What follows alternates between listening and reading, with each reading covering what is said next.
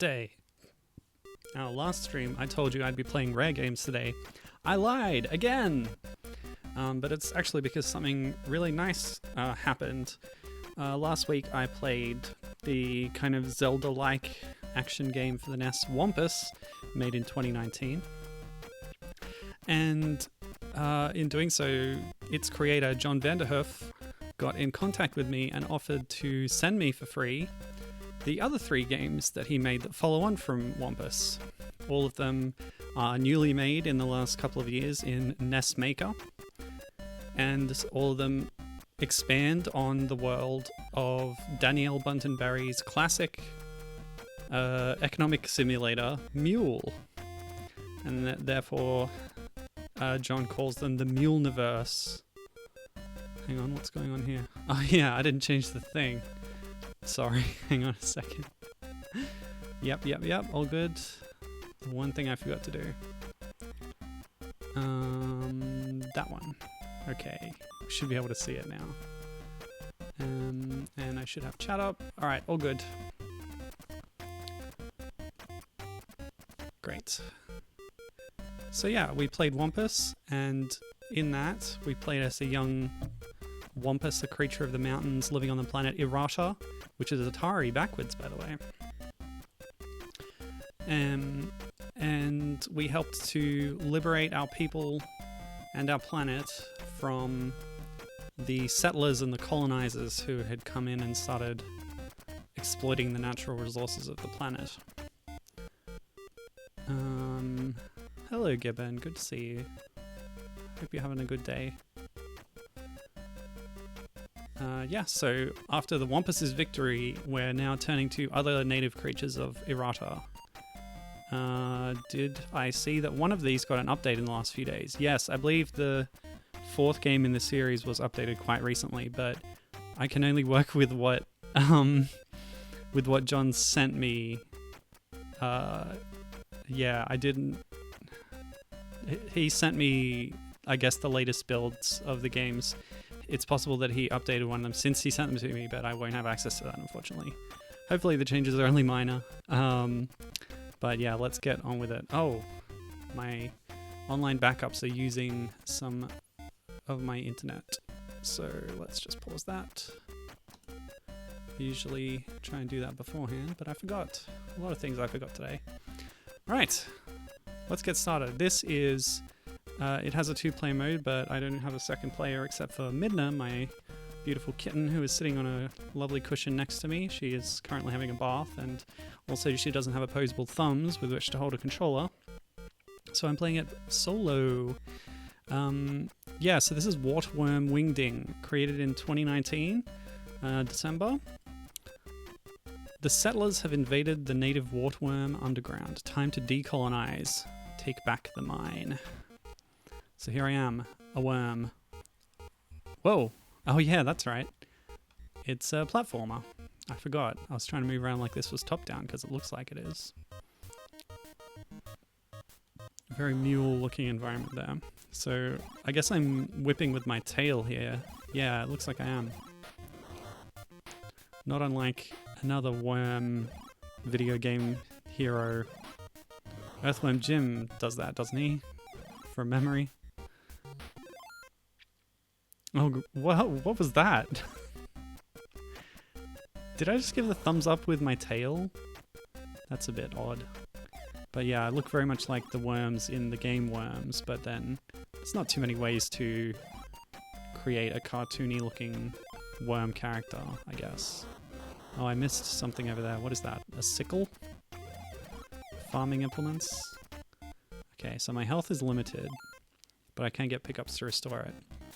The touchstones for this that are mentioned on the itch.io page for the game are things like Bubble Bobble and Dig Dug, these kind of single screen arcade platformers. You just clear out all the enemies to move on to the next level, that kind of thing. And you can see the influence there. It's a little bit more simple though. I only have to get up close to someone and whip them with my tail a few times to defeat them and move on. No fancy, complicated enemy interaction mechanics so far. But now we have keys coming into play. We can also break down walls in the mine with our tail as well. And a persistent health bar. I guess that's not too unusual. You might notice the rocking soundtrack, as with Wampus. John commissioned tunes by, what was the guy's name? Did I not write it down? Hold on a second. Ben Burns, aka Abstraction. So you can check out their music. Like their website is linked on the game page for this one. Wart Worm Wingding, by the way, by John Vanderhoef. Gibbon says single screen games are underrated these days. Yeah, totally. Classics. Hold on, what was that? Is this a new power up maybe? Let me go check that itch page.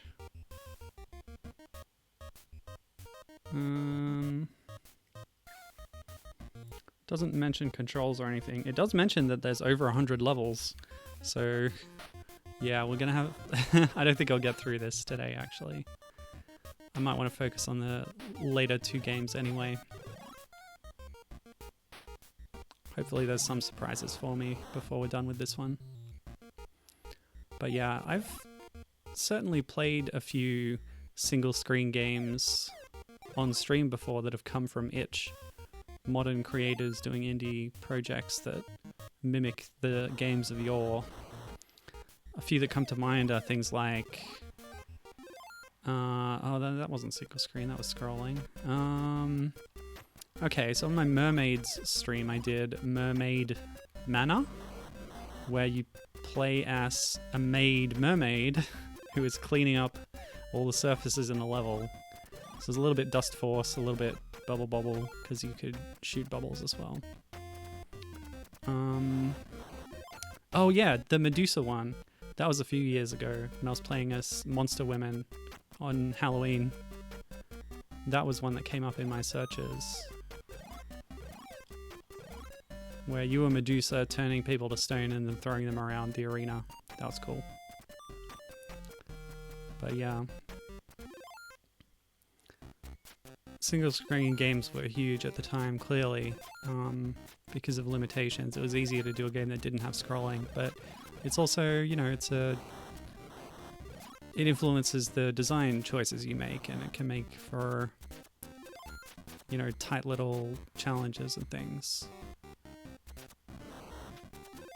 It's one of those limitations that breeds creativity, I think, and effective game design. I don't know. I'm pontificating. I don't really know anything about game design. So it looks like those little pickups. I'm still not sure what they are. Oh, what? So I died and it actually took me back a level. That's unfortunate. I'll use my little rewind there just because I don't want to waste too much time repeating content. Not when I'm trying to play all 3 of the games today.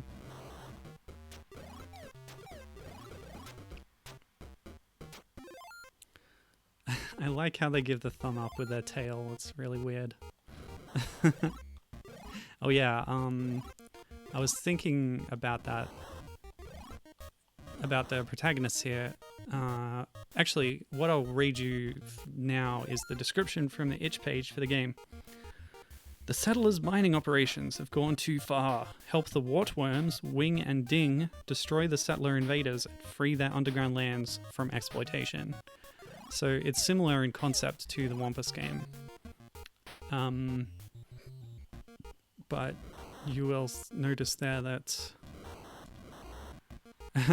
yeah, the names of the characters are Wing and Ding, which... Oh, I got a P. What does that do? Oh, I can shoot now. Cool. Wonder how long that lasts. Looks like I can break blocks at a distance. And this type of enemy will walk off platforms to get me. Yeah, so in Wart Worm Wingding, you play as Wing and Ding. So I guess player 1 by default is Wing. Oh, I wish I knew what that pickup was. And here we see a mule. the very same kind of robotic creature that is used by the colonists for labor work. We saw them in Wampus as well as sort of end of dungeon, not really bosses because they don't fight back too much. I would assume this will hurt me on contact, but it's also pretty simple. Oh no!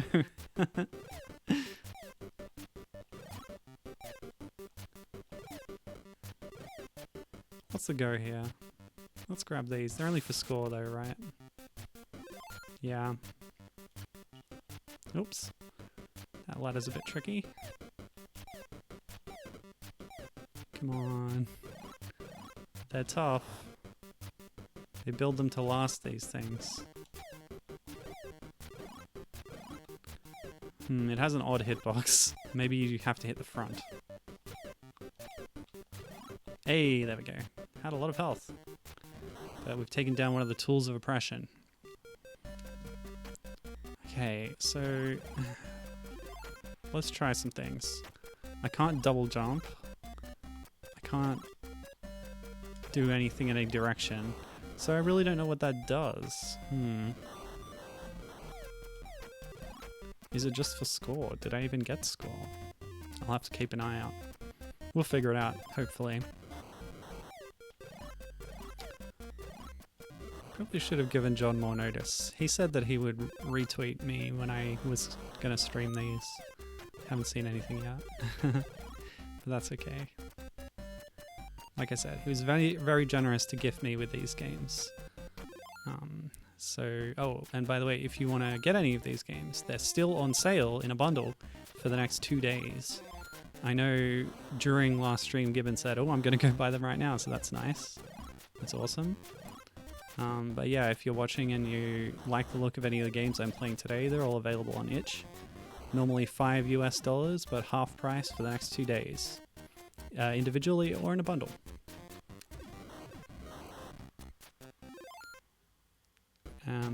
Yes. So this game, I said it was finished in December 2019, but it was also the subject of a Kickstarter.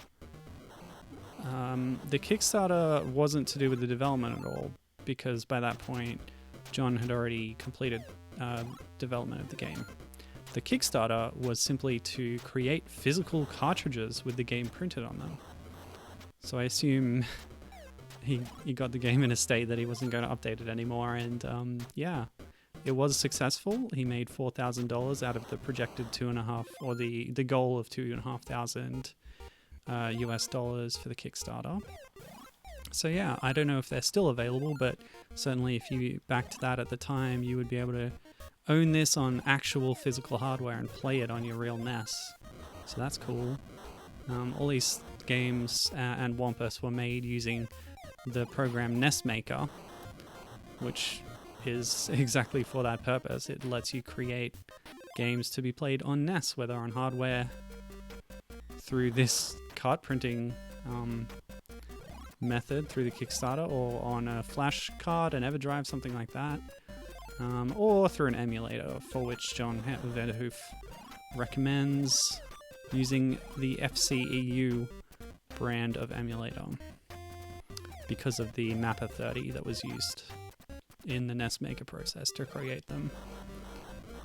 It's more compatible. Alright, what are we on? Level 16 now.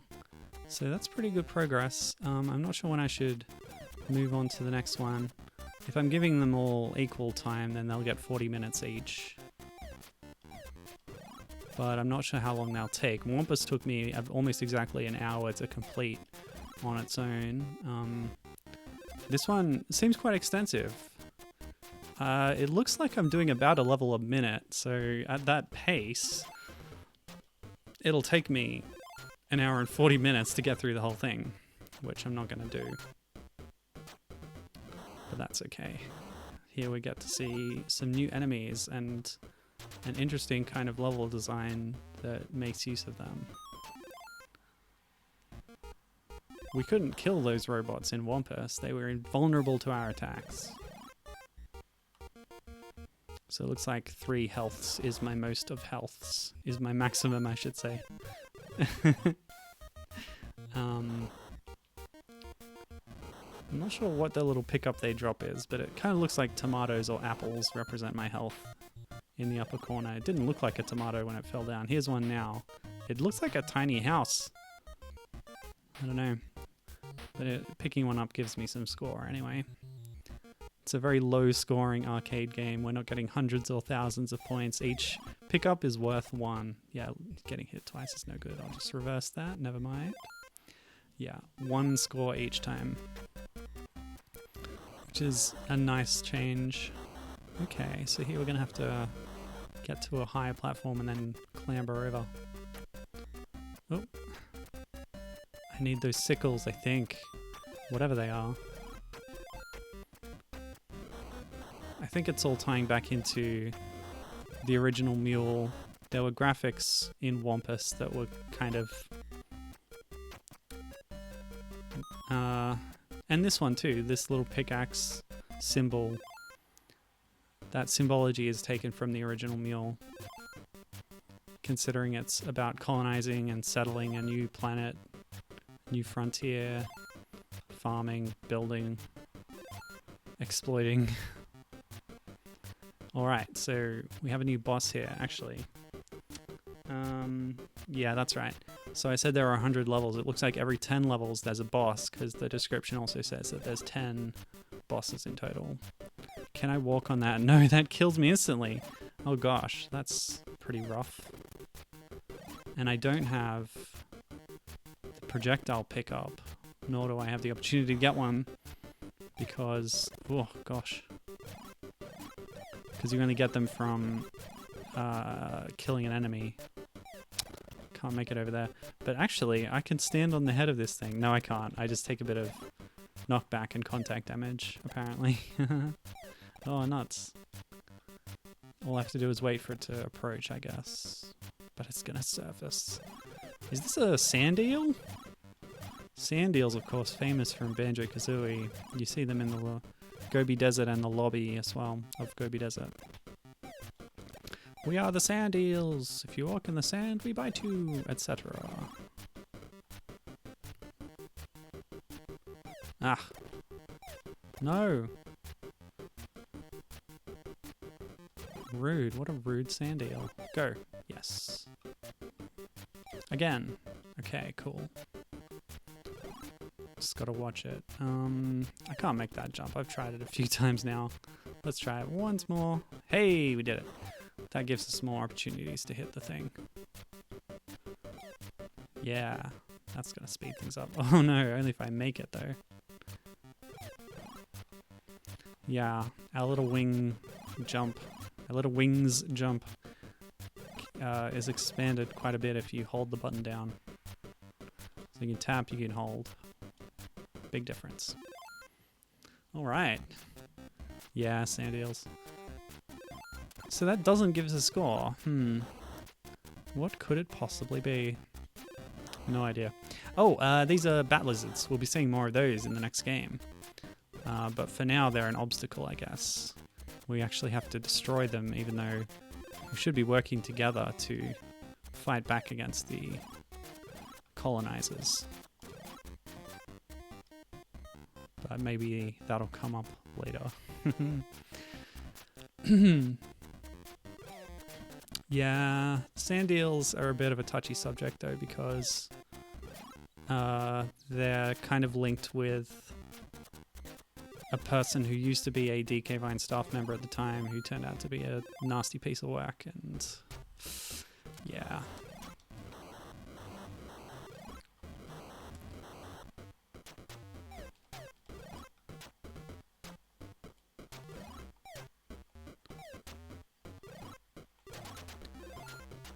Well, that certainly looked like an apple. Oh wait, there's real sand eels? Gibbon's telling me that they're real and endangered. Support conservation efforts. Alright, cool. Good advice. Tell me more. Is a sand eel an actual eel? Like a fish?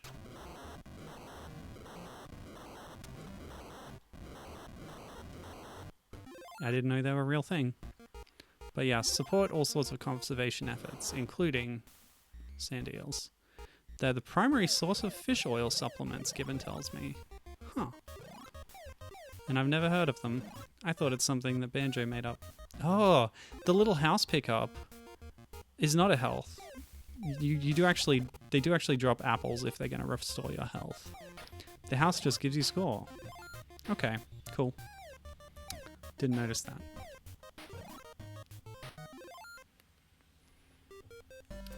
Yeah, okay. Bit of digging in this one. I'm a worm, which is kind of appropriate.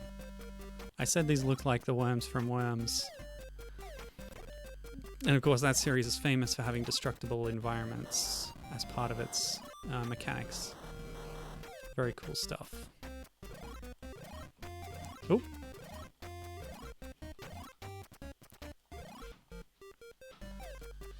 Ah, no. The jump attacks. Huh, I don't think I can... Oh yeah, I can climb this ladder. Hello! Oh, nice. Hope it doesn't hit you as hard as it did me. Kathy's had her flu shot. Go out and get vaccinated, everybody. It's good for you. I was exhausted the day I got my flu shot. But it's worth it. Oops!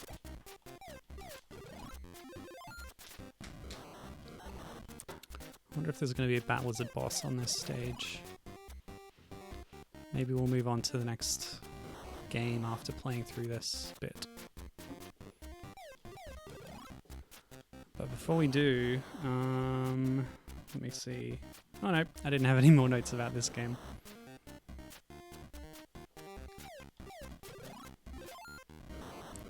Yeah, I'm not sure what place the Wart Worms had in the original Mule, to be honest. Have I talked about that much yet? Oh, is that a human? Yeah, okay. It's our first human enemy shooting at us. Some kind of projectile. Are humans able to create projectiles from their body?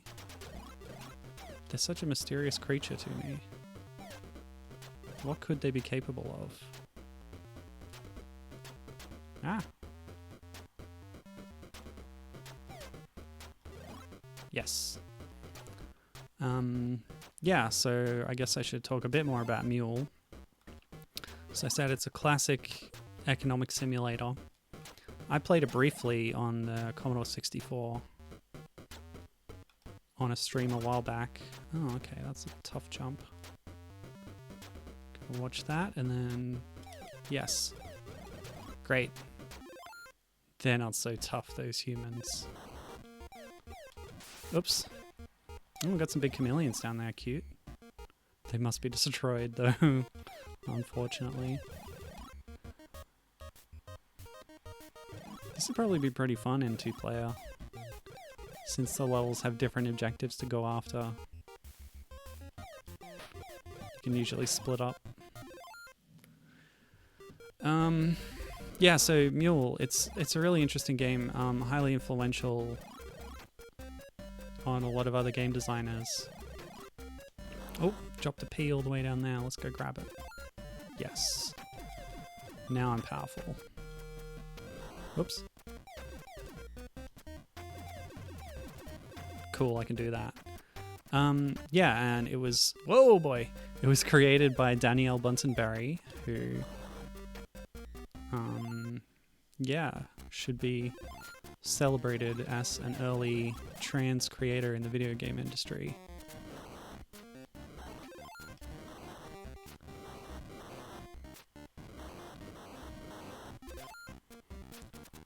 And yeah, it was an incredibly complex game. There were 8 playable characters or factions who always were active at the same time, whether they were human or computer controlled. And your goal was to run your colony on this untamed planet of Errata.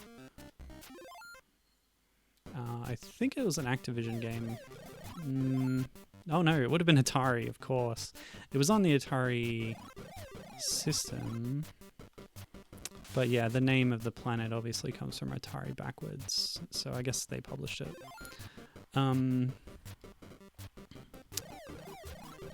But yeah, it had this rich background to it. The mules, of course, that the game was named after, we saw one of those earlier.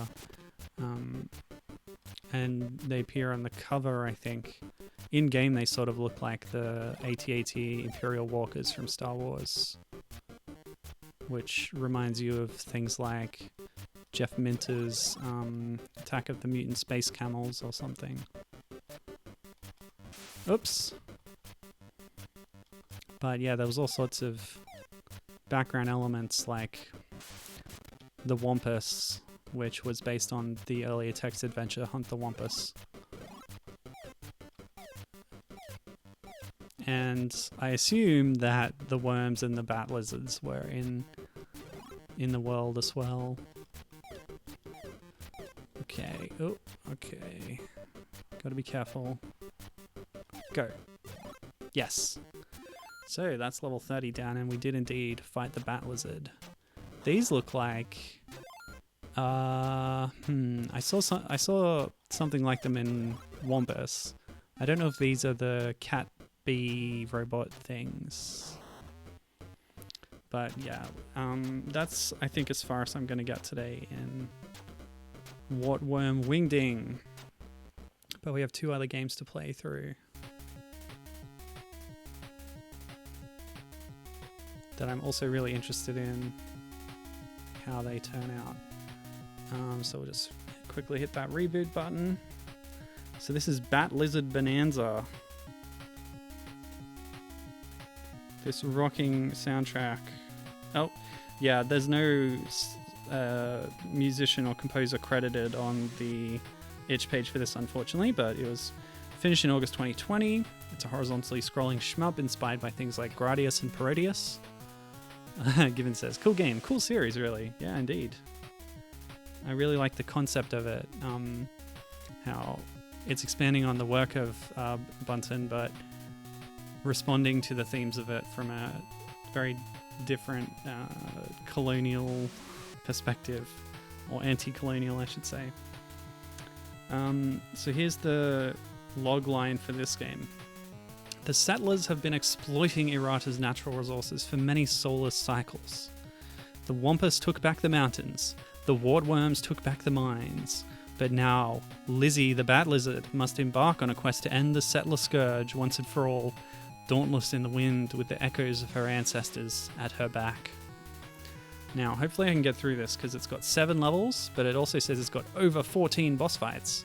So let's quickly go to info and have a look. Move, shoot, bomb, don't have any bombs. And both buttons at once, which is something that Wampus did as well. We'll activate a secondary bomb attack.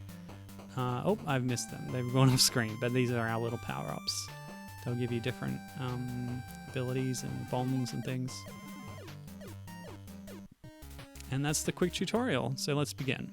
The settlers have been abusing Errata for many solar cycles. And this is a similar setup to Wampus, where there was a bit of a text intro as I walk through the screens to advance them. The Wampus took back the mountains. Oh, this is all... Okay, this is the same stuff that was on the website. The Wart Worms took back the mines, but now Lizzy the Bat Lizard sets out to end the settler scourge at last. Dauntless in the wind with the echoes of her ancestors at her back. So, oh, and there's the Bat Lizard matriarch or whatever, sending us on our way after we've just vanquished her in Wart Worm Wampus. Wart Worm Wingding, sorry. And we're leaving our cave to soar the Errata skies, see what we find and destroy it. So these represent the settlers of different kinds. We see that same kind of background graphics that were evident at the start of Wart Worm Wingding. Hold on a second. Yes. John Vanderhoef has noticed me. The senpai has retweeted my thing. It's lovely.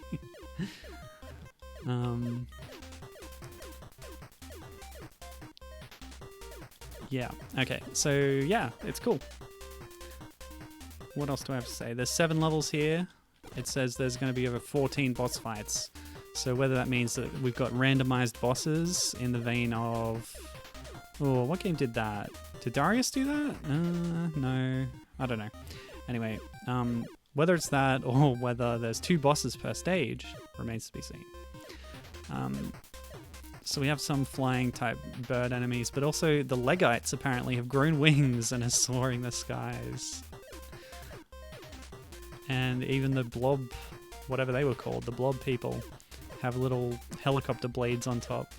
So that's fun. All the kinds of playable colonizing races from the original Mule are here, but with added flight capability. These ones have rocket jets. Cute stuff. And I do like the soundtrack, although again, we're not sure who composed it unless we get to the credits here. Could happen, could happen. Oh, what's that do? I didn't memorize all the power-up symbols. Wait, did I go backwards? What happened? Okay, I don't know. Oh, well, that's the boss. Great, okay. Something strange happened there, but we're all good now. Oh, good. Wait, what? I was experimenting with holding versus pressing the fire button. Level 1 checkpoint. There you go. So halfway through level 1, we fought a boss. So we're going to get another one at the end. That's how it works. 2 bosses per stage. And yes, we do hold down the fire button, which lets us shoot rapidly. No need for turbo buttons here.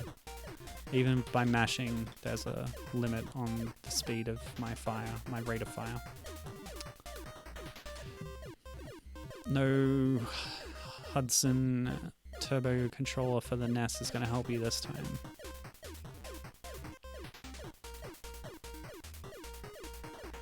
Was that a mule down in the background? Could be, could be. I haven't needed to use a bomb so far, but why don't we try experimenting with it? I don't know how many we have, there's no counter anywhere.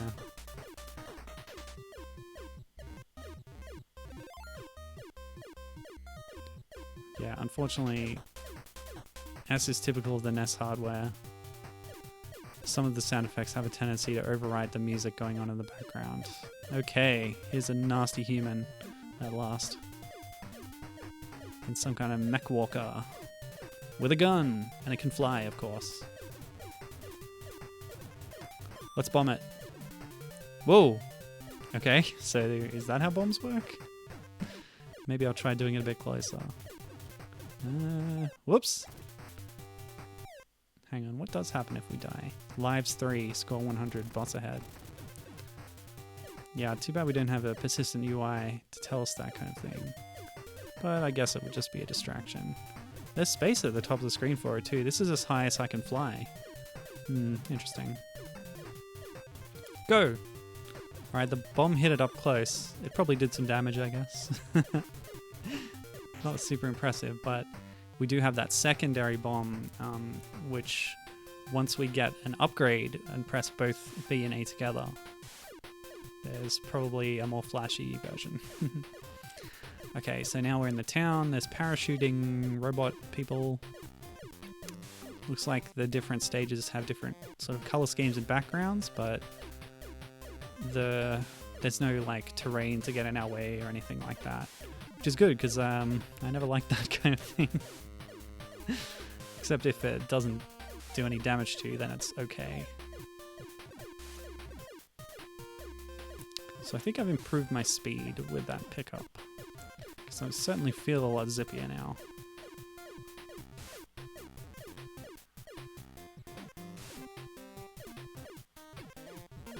Kind of want to listen to the music and just shoot anyone I need to. Maybe I won't shoot anything. Maybe I'll do a pacifist run. Yeah. Nice. And Lizzie is very cute. Oh, it's a mule. Okay, yeah, we saw those earlier, but I didn't quite grok them at the time. Mining outfitting. Oh. My bomb limit or what? That bomb seemed to activate and kill that other enemy immediately. Oh, I wish I'd paid more attention on the tutorial screen. Who knows what all these pickups are doing, but I want them. Yeah, so this kind of outfitting plant zone. We visited one in Wampus. There are a few shops side by side run by different kinds of settlers, providing different services, mule repair and so on. So that's the kind of consistency that's really cool to see. It really makes these games feel connected and part of a larger world, which of course is the world of Danielle Bunten Berry's Mule. I probably mentioned it last week, but there was an attempt to revive the Mule franchise in like the 2010s, I believe. Oh, this is what the mules looked like originally. There you go. A little sprite of it down there in the mule corral with an evil cart that's shooting at me. The mule's also firing at me, actually. 2-part boss fight. Cool stuff. Alright, cart down. Take this. Yes. Yeah, so there was like a mobile game that worked similarly to the original, but with an updated art style. It was very cute. You can look it up.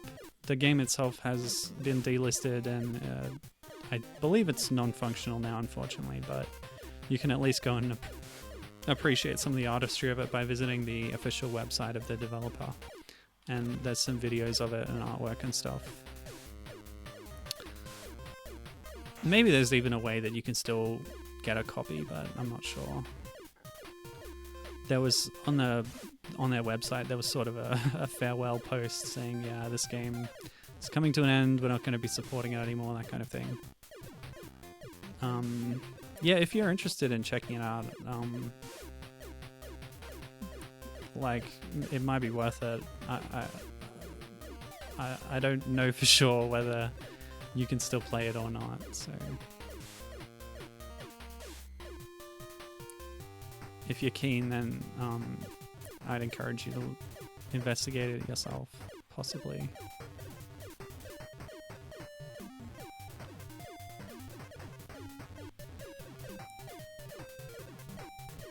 And I don't remember what it was called either.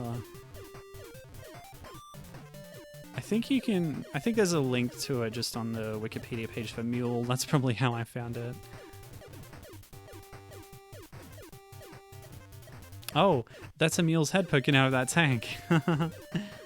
Okay. Combat Mule.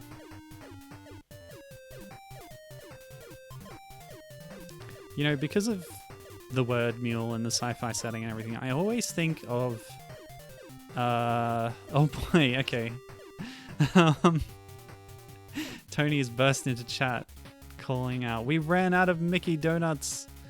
Okay, Smith Ore Mines, level 3. What's the time? Yeah, okay, we're making good time. Good, we're on track. And we're venturing into the mines, the territory of the wart worms that we were just in. Yes, okay, so Tony has gone back to work at Disneyland.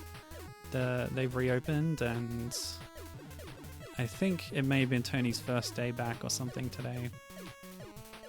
So yeah, hi Tony, good to see you. But yeah, they ran out of Mickey Donuts. That's unfortunate. Are they a popular item? I suppose they would be. All the Mickey head-shaped food at Disneyland always freaks me out. I don't like that.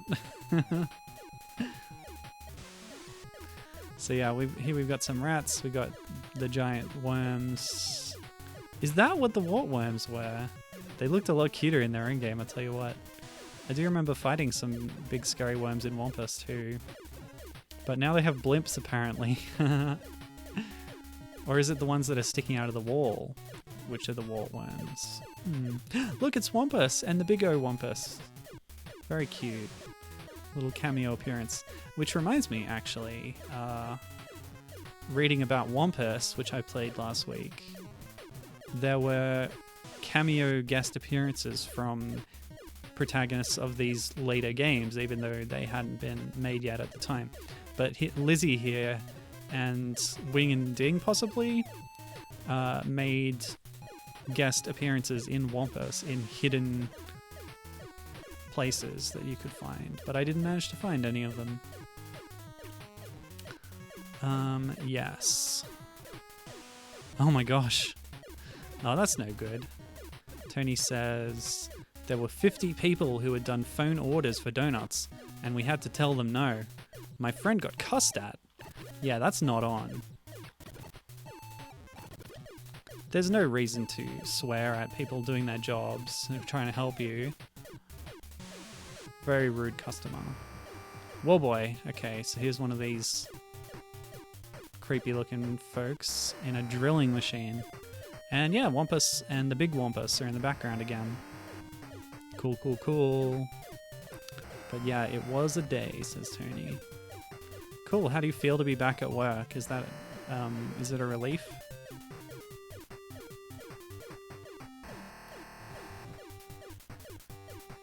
I know a lot of people got laid off from Disneyland maybe late last year or something. Oh, right. It was cast member preview day. So, oh no, so the person who was doing the cussing was an employee. Oh man. What a scrub. That's terrible. Okay, so we're halfway through the mines now. Seeing some rodents with hang gliders, very cute. Tony says, it's nice. I like it. It gives me something to do. Yeah, fair enough. I understand. Yes, thousands in my department. Tony confirming that thousands were laid off in their department alone, which is pretty rough on them. I wonder if now that the park's reopened, they'll be rehiring any of them back. Was I lucky? Yeah. Yeah, you were. I believe you had seniority or something. From what I recall from the conversation back then.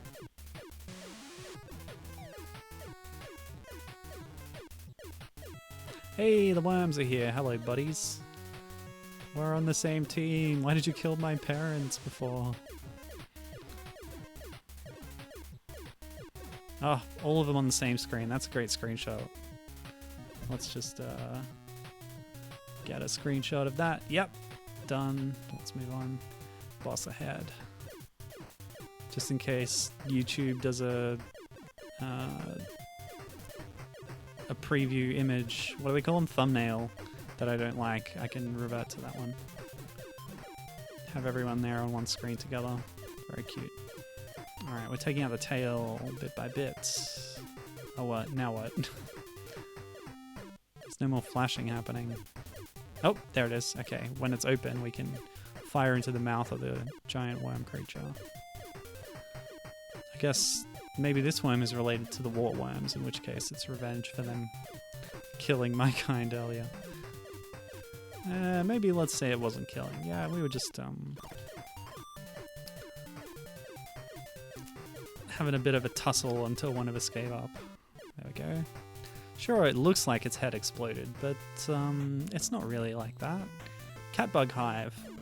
Okay, similar progression.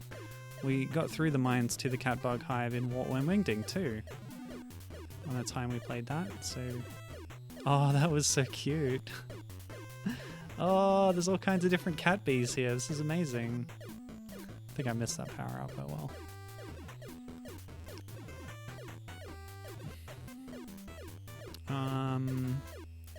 Tony says, only so many times you can play video games over and over. Says you. I play so many different ones, I'll never run out. Famous last words, eh?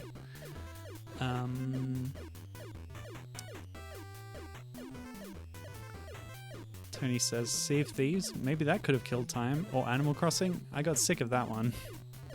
Yeah, I personally have stopped playing Animal Crossing as well.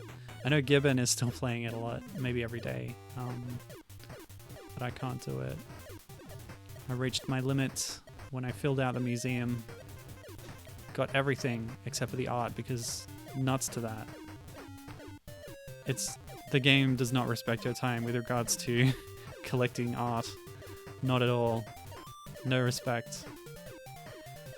Tony says, our union for our department agreed that there will be no new hires for 3 years, only bringing back laid off cast. Okay. That's good. Although I'd be surprised if you got them all back. Some of them might have moved on to other jobs. Thursday is my preview day, so I look forward to that. Oh, so that's when you'll be the customer at the park. Right, that's a screen clear. Gibbon says, I didn't rush to fill out the museum. Well, I know, yeah, I kind of did. I was like, need to get these things before they leave this month. Grind, grind, grind. Luckily, some of the trickier ones that gave other people some trouble didn't take me too long to get. Like the stringfish, I got that pretty quickly, actually. So I feel lucky to have done that. And I managed to snag a few rare ones in off times by visiting people in the Northern Hemisphere, which in the case of our community, there's a lot of them there and not many in the South. So not many. I did reciprocate to some extent, but then there's also the time zone issues. But anyway, it did help me. Okay, so we already did this boss and now we're doing it again? That's kind of... Whoops. Yeah, I don't know. That's not unique bosses. Wait. Okay, so when you're on this screen, you can actually advance by moving to the side or go back. Well, that's weird. Oh, we're still here. Okay. Was that a double instance of that boss then? So there might be another one coming up. Okay. You know, I probably have the secondary bomb now. Why don't we try that out? Boom! Oh, that's the same one. Maybe I haven't upgraded it. Should have paid more attention to that tutorial. Oh well.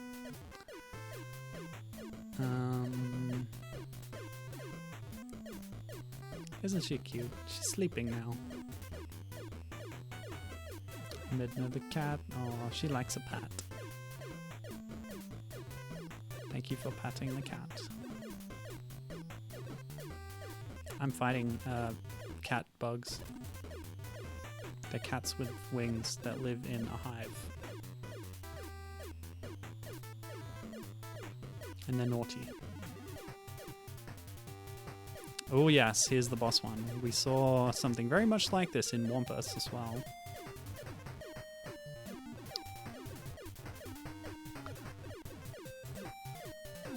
Tony says, one of my managers got a new job and a few others just left entirely. And technically in a month, I'll also be moving to the Ant-Man themed restaurant. Oh god, really? There's an Ant-Man themed restaurant? How fun. So even I'm leaving my area. Well, actually, what is your current area? I knew you were in the food area already. Must be a different restaurant. Boom! No more head. Oh, okay. Different vulnerable parts? No, okay. So it looks like just like with the worm, you could fight the tail and that would maybe stop some of the projectiles or something, but the head is the real weak spot to defeat the boss. At least that was the case right there. Oh, cool. Got some water dragons in the water caves.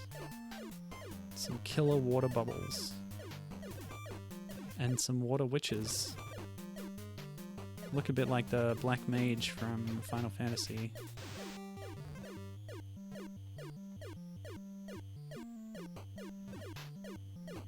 Okay.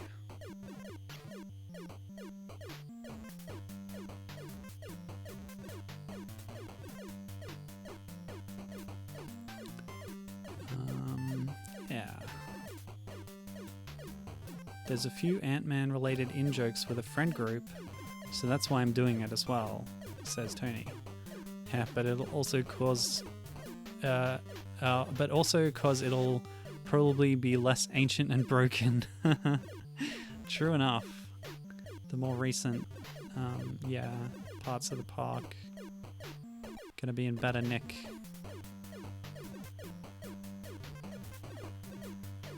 Tony says, right now I work in New Orleans Square, near Pirates of the Caribbean. Or should I say New Orleans? No, I shouldn't, because that's... Americans don't use the French pronunciation. I guess unless... Do Cajuns use the French pronunciation? Since they have French background?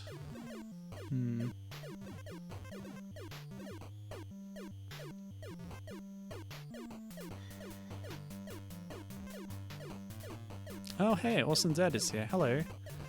Milo, you're on my giant TV. That's awesome. I got a new TV recently. It's pretty big, and it has a Twitch app. No, it doesn't. But the PlayStation does. I haven't used it that way yet. But yeah, that's cool. Nice.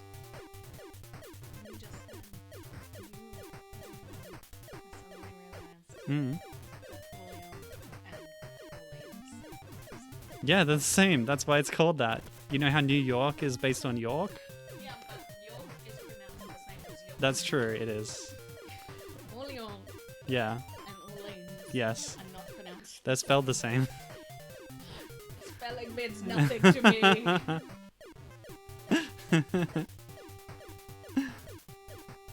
spent most of my childhood thinking there were two kinds of port area where one embarked and disembarked.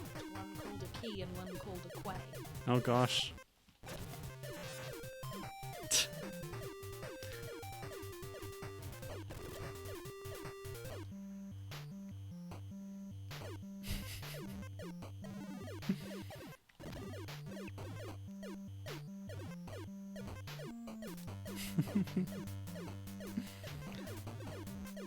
She mustn't have played Donkey Kong Country 2. Kremke. Oh wait, that wouldn't help. It's still just spelled there. I know people who for years thought it was Kremque. Yeah, but to think there were two separate words, that's funny. Oh yeah, Circular Quay. And you would have seen that written down. Yeah. Circular Quay in Sydney, yeah. That's where Sega World used to be, talking of theme parks. You went to Sega World? No? I went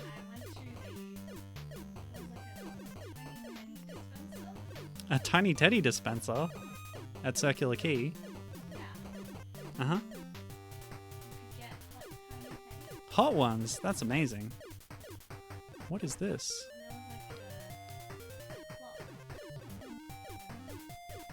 It's the king of the little black mage people riding a dragon.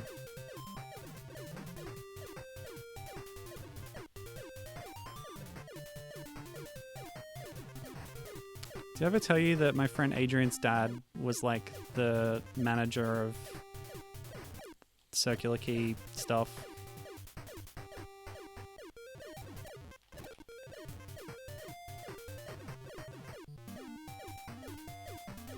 When Sega World closed down, like, he took a bunch of stuff home from it that they weren't going to be using anymore because they were defunct. So they had a giant space pirate nest, okay. They had a giant rear projection TV at home that used to be in the arcade at Sega World. And because it had been used in the arcade constantly, for something or other, rear projection TVs had the problem, same as plasmas and OLEDs, of burn-in, and so constantly, whatever you were watching on this TV, there were giant letters in the middle of the screen saying, "Game over," and they would never go away. Yes, okay, so Tony says, yeah, these restaurants are ancient. And of course, I'll be opening day team for the Avengers Campus. Oh god. That's the name of the land. But yeah, I wonder how Tokyo Disney is doing, they say. My friend Anjulion, an Italian fan from Japan that I know, she used to work for Tokyo Disneyland, and she said it turned her off Disney forever. Wow. Not exactly into Disney, though. Tony asking about Sega World. What did it have? What did it even have? How did it not succeed? It's Sega. Well, yeah, it's interesting. It was sort of the Japanese model of things. There's something very much like it in Tokyo, in Odaiba, called Joypolis, which is an indoor theme park run by Sega. It's got arcade games. It's got these little indoor rides. It's a lot of fun, actually. I'd recommend it highly. Also, in Odaiba, there's a nice retro arcade that has more like 70s and 80s stuff, which is really cool. But yeah, what did Sega World have? it had a roller coaster, like a small one, of course. I'm pretty sure it had one of those rides. Oh, what is it? There's a Buzz Lightyear ride like it at Disneyland, where you're riding on this thing and there's a screen and you have a little gun. You have to shoot things. Alright, so it looks like somehow these space pirates have usurped the will of other creatures, and there's like wampuses with tentacles coming out of their head, and there were blobs with crystals growing out of them and stuff. Pretty bizarre stuff. Not nice. Let's deal with this space pirate threat.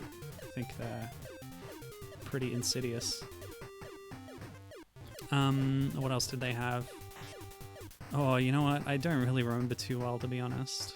I went there once, a very long time ago. Space pirates riding on hoverboards. That's pretty cool.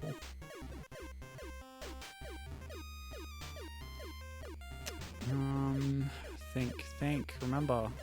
I don't remember. Sorry. I wonder if somebody just listed everything that was there online. Hopefully. I just have my story about my friend's rear projection TV. That's my big Sega World story. Okay, the one other thing I remember about Sega World is that your pass to get in, that you scan on the way in, it's a little card, and it had Sonic characters represented on it. And my card was Sally Acorn. So yes, they were even using characters from the show, I guess. She was a prominent enough character in the overall franchise at the time that she was like one of the main Sonic characters on these cards. I'm not really sure which version of the character it was, but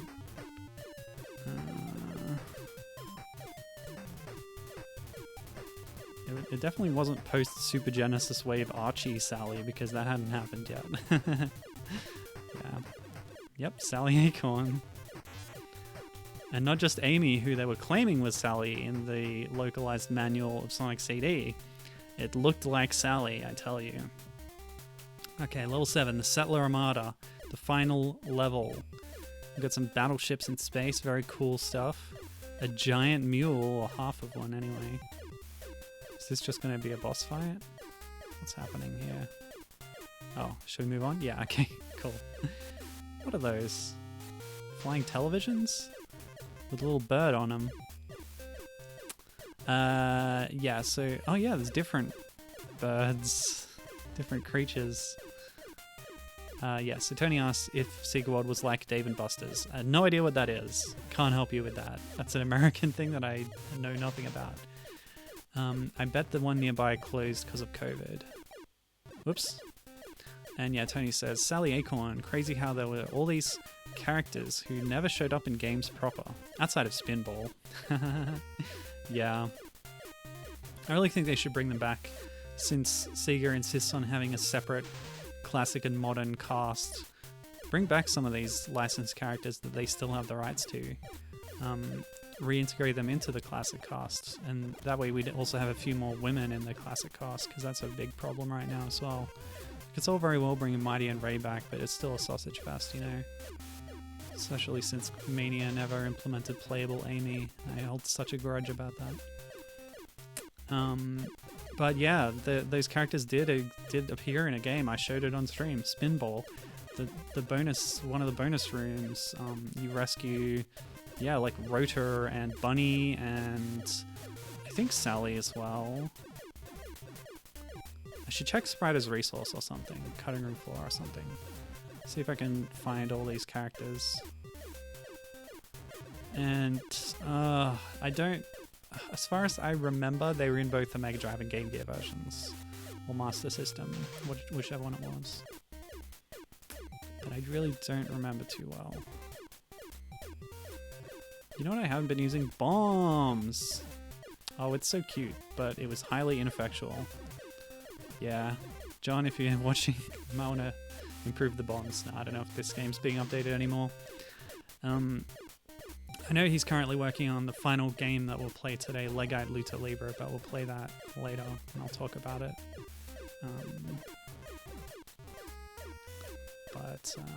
Yes. Orson says, I've never been a huge fan of Sally. Didn't believe she was stupid enough to date Sonic.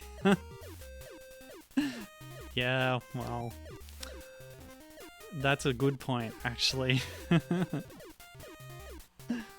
I've never been a huge fan of Sonic as a character, but he's also had very different characterizations over the years.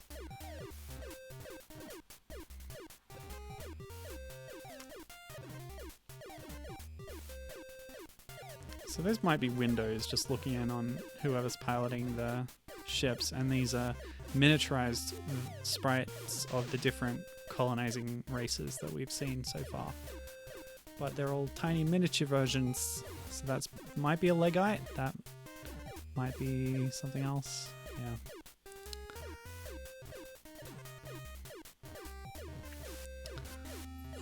Yeah. Tony asking about saying, what about Oogtar from Super Mario World? That's his name, right? Yes, that was his name. What about Oogtar? You want them to bring Oogtar back in a new game? Yeah. I think we were talking about this in Discord recently, but the fact that Super Mario World, the cartoon, had a unique setting that was prehistoric because Mario World, the game itself, was set in Dinosaur Land, had dinosaurs, but didn't really go too hard on that kind of theming, whereas the cartoon really picked it up and ran with it a lot more, with having Oogtar as a main cast member and a whole village of caveman people. More emphasis on it being a dinosaur land. Oogtar is the son of Friendly Floyd, says Awesome. Did you guys hear about Sega of Japan being all yay NFTs? Yeah, that was a very cringe-worthy moment when Japanese Sega proclaimed, oh look, we're getting into NFTs, I'm going to start selling them based on all your favorite Sega characters, and everyone went, ugh, why, no? And pointing out that the US-based Sonic the Hedgehog Twitter account had just posted something very Earth Day positive about conserving the environment. Because, you know, PSA for rich idiots buying NFTs, they're really bad for the environment because the blockchain runs on these server farms that use up huge amounts of electricity just to keep things running. Like, people think of this kind of Bitcoin and NFT stuff as being solely digital. It lives on the cloud, therefore it has no impact on anything in the physical world. But actually, yeah, the whole infrastructure behind this process and keeping it around has a huge impact. And it's not one that the proponents ever talk about clearly. Maybe they're ignorant of it, or maybe they just don't care, but it's a big issue. And yeah, it's like a lot of people that I talk to now are against NFTs, and that's one of the reasons. And it's a big reason. Anyway. Tony says, it's why Crash is so good. Coco is just a playable character equal to Crash. Indeed, indeed. So that's, sorry, this is going back a bit in the conversation, but the fact that Sonic is so lacking in female characters, especially playable. Yeah, Crash, for a while now, Coco has been an equal partner, right up there with Crash, selectable alongside him, has all the same skills and stuff. So that's, yeah, that is a cool thing. I've enjoyed that in Crash on the Run, playing as Coco all the time. NFTs are the Ponzi scheme of the decade, says Tony. Orson says, nice try, Tony. I'm not going to tell you about my huge childhood crush on Coco Bandicoot. I think you just told us. Tony says, I admit I did buy Dogecoin a decade ago as a joke, and I'm fine with that being overly inflated. Probably because they had no idea what to do with it. Aha, here we go. Epilogue, the return. Back to our home in the caves. Lovely. Here's our family. Alright. As the settler armada burned to space dust, Lizzie could hear the sounds of celebration from errata below. The Wampus and Wart Worms and Bat Lizards could once again live in peace and harmony with the land. Lovely. Bat Lizard Bonanza, a game by John Vanderhoef. Code assistance by Dale Coop. Music by Ben Burns. Okay, so again, we have Ben Burns doing the music for this one, as with the previous 2 games, including Wampus, Wart Worm Wingding. Lovely stuff. Powered by Nestmaker. Special thanks to Joe Granato, Ellen Larson, Dale Coop, Fernando Fernandez, Jordan Davis, MW Lee, Jamie Lento, and Aaron Lennon. Always fight for justice. Good message to end off on. And that's back to the start of the game. Cool. So that kind of brings to an end the little trio of sort of an original trilogy of the Muleniverse saga about the creatures of errata fighting back against the colonizers and succeeding, by all accounts, from that epilogue. But there is another game to play. The 4th in the Muleniverse saga, Leggite Luta Livre, which I assume is a play on Lucha Libre, possibly an alternate spelling.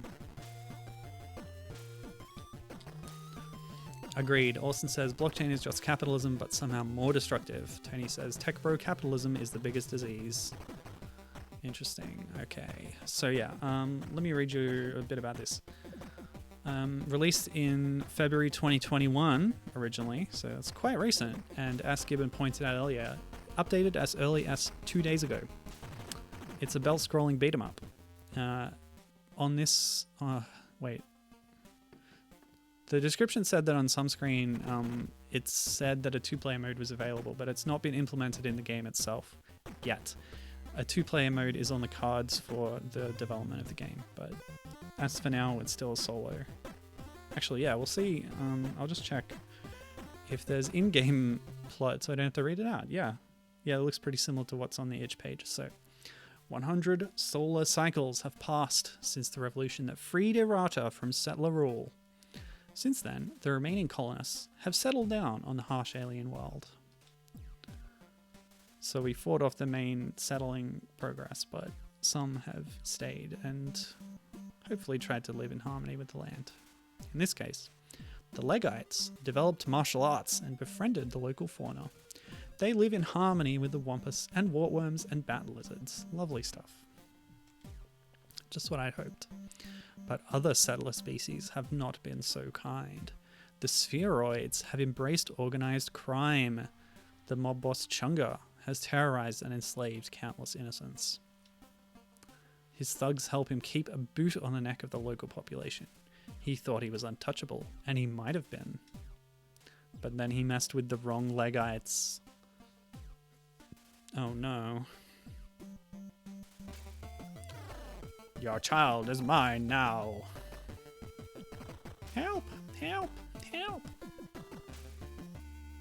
Mission 1, Errata Fields. Well, it's that simple.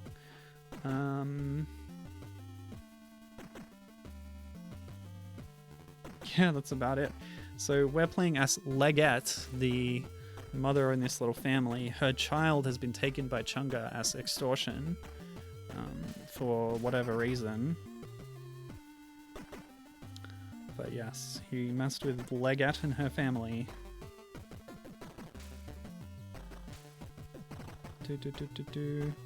Yeah, so according to the description, this game has 5 levels, 8 boss fights, and planned a 2-player mode that's not in the game yet. But yeah, it works similar to other beat-em-ups that you might be familiar with. We're walking on a belt scrolling as they call it, up and down, side to side. We can kick because we're a Leggite. That's really our main skill. But we also have the ability to roll. Yeah, again from the description. Players have a dynamic set of moves that include a standard kick, a jump kick, and a roll maneuver that can be combined in unique ways to create engaging combat encounters. Players can also pick up 2 projectile items that further extend combat choices.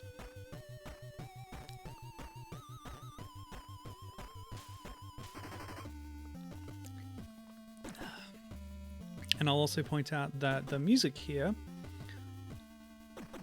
is not by Ben Burns this time. In this case, it's by Jordan Davis, and that's written on the H page.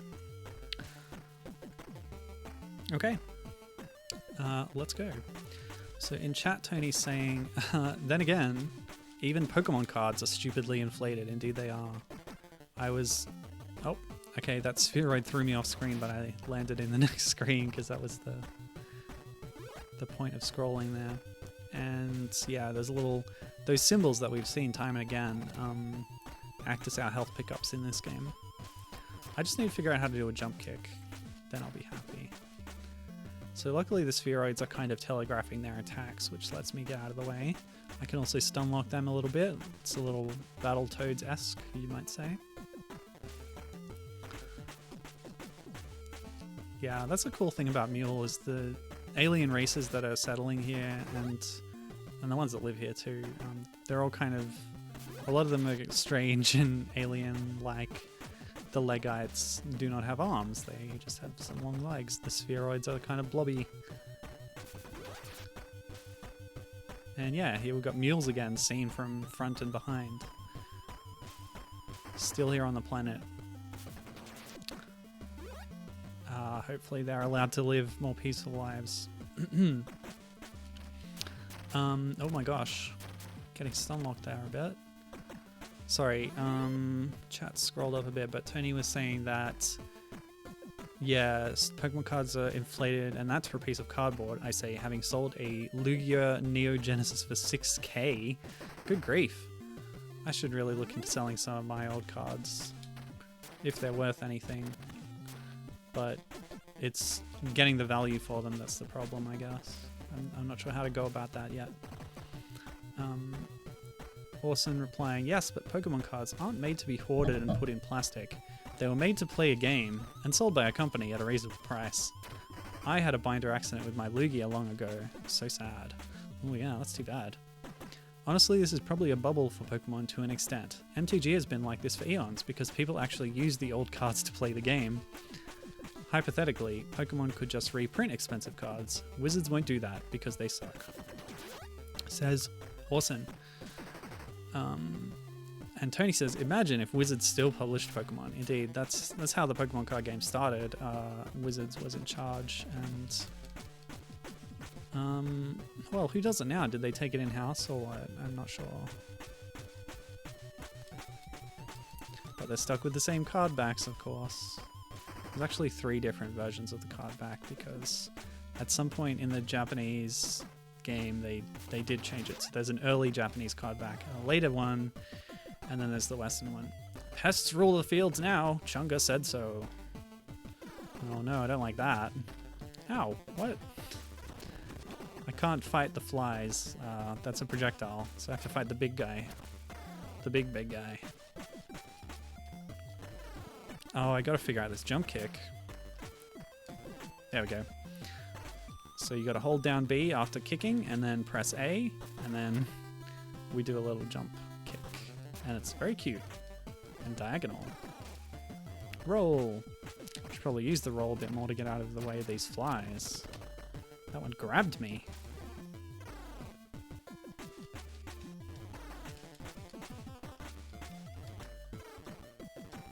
Yeah. Roll it. Nice. Oops. Yes. Orson says, oh, I would rather not think about it. Wizards has been so terrible the last half decade. Yeah, I'm not too up on the intricacies of trading card companies myself, but was that a worm? Yeah, a little wormy friend that I pick up.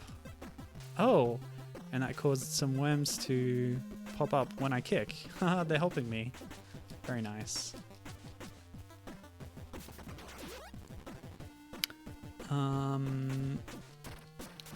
Oops. Oh no, these blobs are punching me. That's rude. Ow. No! That was way too many hits. Oh! Well, that works. Don't have to fight them if they knock you into the next screen. Yes, Tony says, yeah, since Ruby and Sapphire, it's been the Pokemon Company who are handling the Pokemon card game. Oops. The original Japanese card. So yeah, Orson says, the original Japanese cards used the Japanese sized cards, think Yu-Gi-Oh, but they went to the international standardized sized cards with the E series and changed the back at the same time. Okay, so at the same time that they changed the back, they also changed the size. I can't say that I noticed a difference, but I guess I wasn't pulling my ruler out to get down to the nitty-gritty of it. I rain havoc in Chunga's name. Oops. That's a death, which puts us back here. I guess I'll take that. Hope I don't lose too many lives.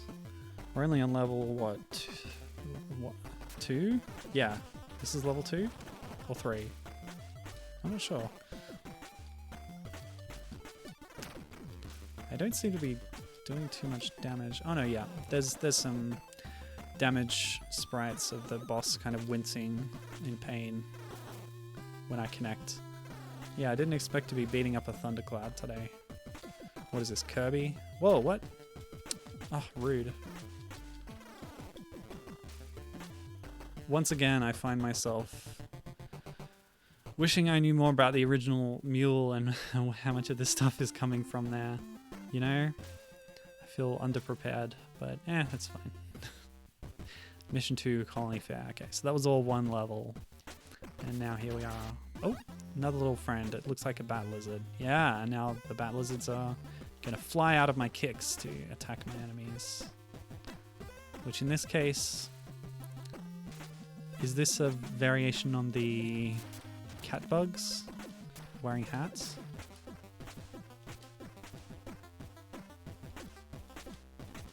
Yeah. Careful kiting, that's the key. I've never been good at beat 'em ups. You would have seen that if you followed my streams closely. I sometimes play them. I'd say my favorite genre is probably 2D platformers. I find them the easiest to grasp. But I try my hand at different genres from time to time, change things up. Challenge myself. Alright. Here's our newest enemy, the eel pie. Perhaps a sand eel who has been put in a pie but is still kicking. Or flopping. Tail whipping.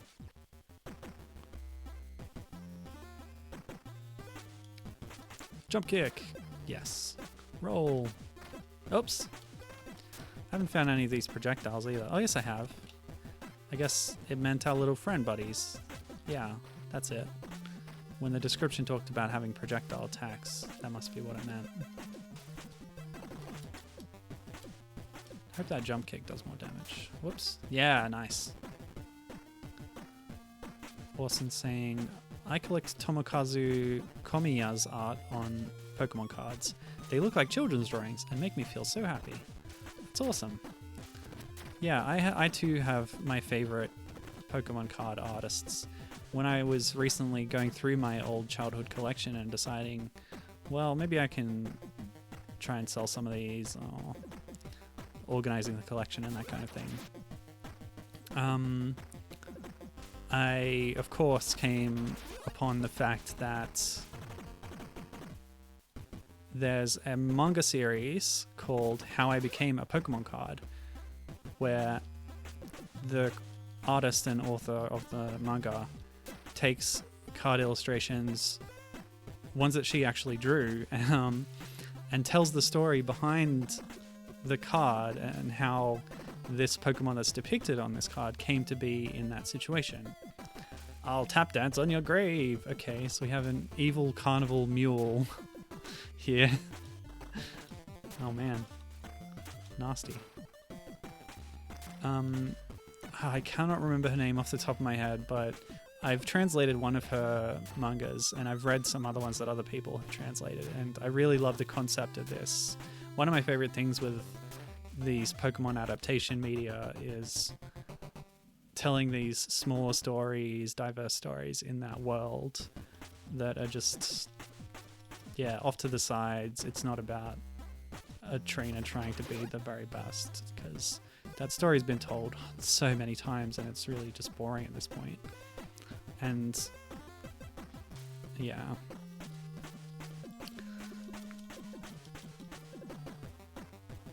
Even the ones that are slightly more straight adaptations, like Pokemon Special or Pokemon Adventures, I really like the way they approach telling a Pokemon story when you compare it to the anime, for example. Thank you, Orson. Kagemaru Himeno. That's right. Himeno Kagemaru. Yes, she's amazing.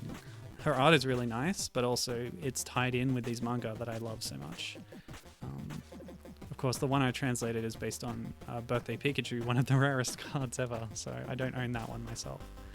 What is that in the background up there? What do you think?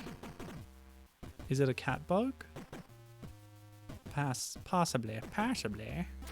Ow. I just fell into a burning ring of fire. And I went ouch, ouch, ouch. Ow. Yeah, jump kick. That is cool. Yeah, so Kagemaru Himeno, I've got about half of the cards that she illustrated, I think. No, that's not right. I've got half of the ones that she turned into manga. She's done a lot more since then and besides then.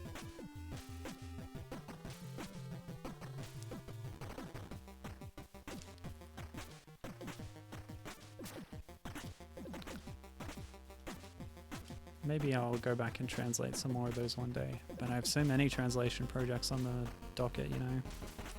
So much to do, so little time.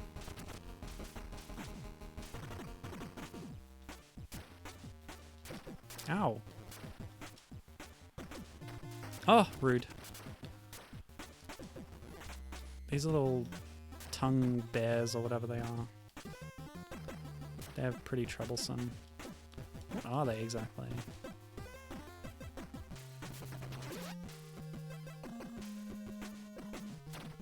Ow.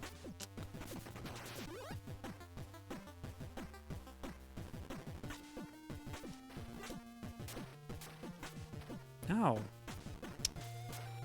Dang it. Oh no. Okay, let me see here.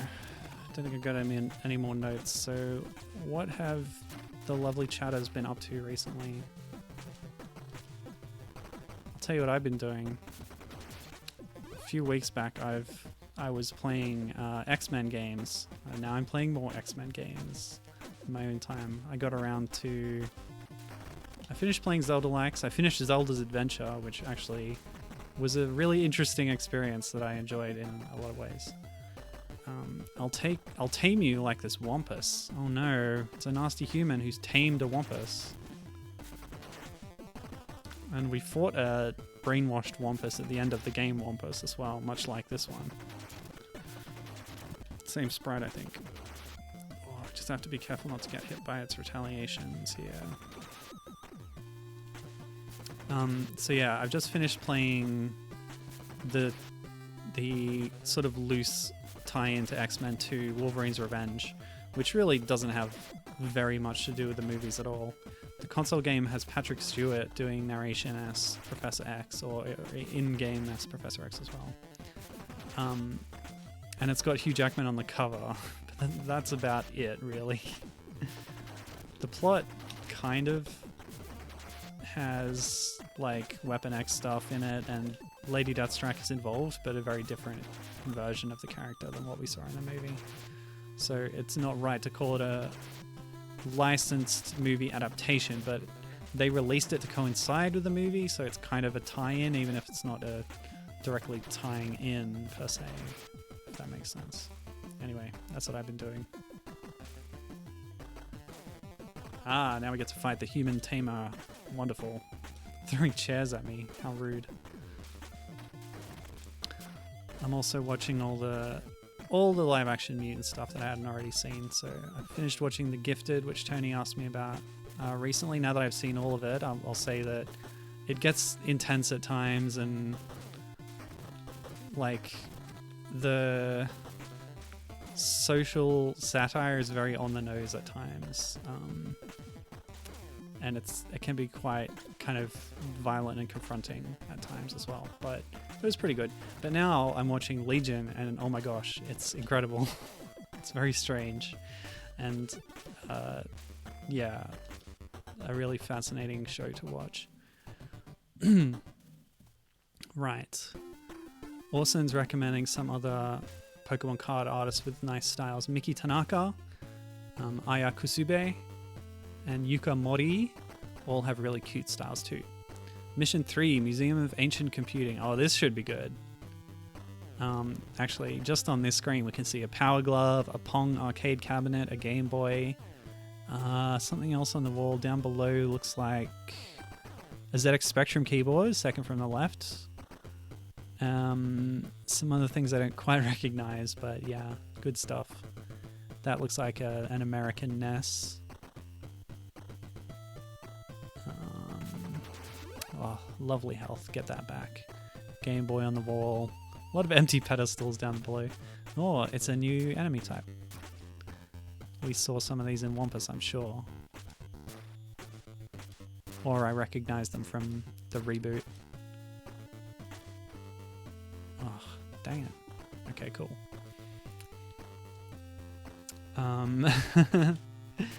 Lawson also says, but I really enjoy the crappy early CGI of Kenji Kinebuchi.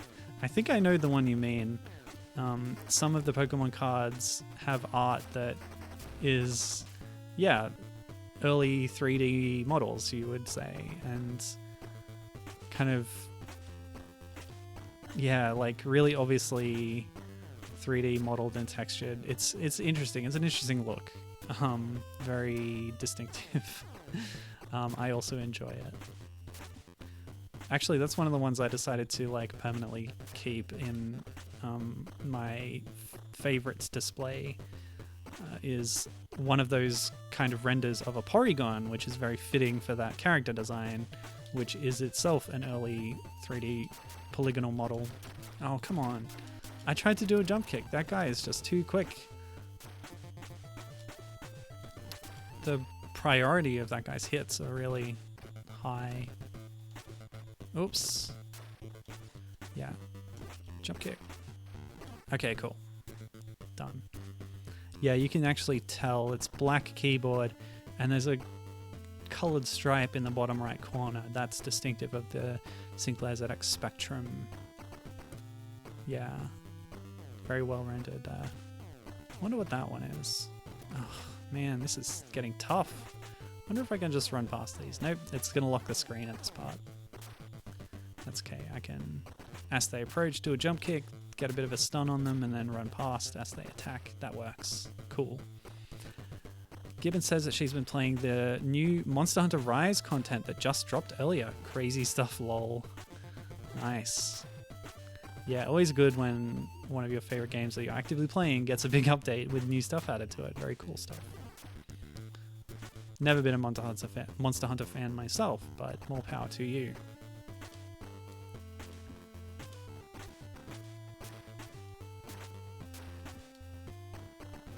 Haha. Jump kick. Oops. Jump kick. Yeah, got him. Next. There's our Power Glove. Now you're playing with power. It's so bad. As they say. He doesn't say it like that, though. I love the Power Glove. It's so bad. Back when bad meant good. It was slang, you see, of the 80s. Give me the crates. Give me the crates. Don't need health. Orson says, one more thing about Pokemon trading card game, and I'll shut up. That's cool. I enjoy hearing people who are knowledgeable and passionate about a topic talk about it. Imakuni, or Tomoaki Imakuni, has done a lot of work on the trading card game, but he's actually a Game Freak programmer. Oddly enough, despite being a pretty good artist when he tries, he's never designed a Pokemon himself. I know this because I asked him myself. Wow. When did you get a chance to talk to him? That's really cool. Yeah, I should look up some of his card art then. Interesting that he's dual classing like that.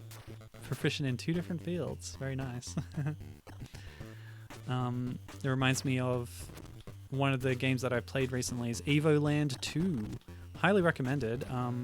It's basically Chrono Trigger crossed with like Zelda and the first Evoland, if you're familiar with it, in that it changes graphical style from 8-bit to 16-bit to like early 3D as part of its plot. Anyway, as part of it as well, there's a collectible card game that you can then battle other characters in the game, and it's a bit more involved than the straight clone of Triple Triad that was in the original Evoland. But yeah, as you beat people, you get new cards and they have art depicting the different characters in the game. One of the cards you can get it has the name Programmer Art, and it's very amateurishly done in something like Microsoft Paint, and it's just like, yeah, very simplistic style of art. And it's funny because, yeah, it was done presumably by a programmer who was unskilled in making good art for games, but that's the joke. But yeah, it looks like Imakuni can do both, from what Orson's saying. Get you a programmer who can do both. Although, come to think of it, John Vanderhoef did everything in these games. No, not everything. Yeah, I'll have to check the credits before I confirm, but he's a talented guy. Oh, and Twitter. Orson asked Imakuni on Twitter because he responds to everything. And he's not just a double threat, he does 3 things. He's also a musician, says Orson. Cool. This guy sounds like a rad dude to know. Bad, rad, and dangerous to know. But, you know, in the 80s sense. He's bad and dangerous. In a good way, I guess. Yeah, I don't know about that.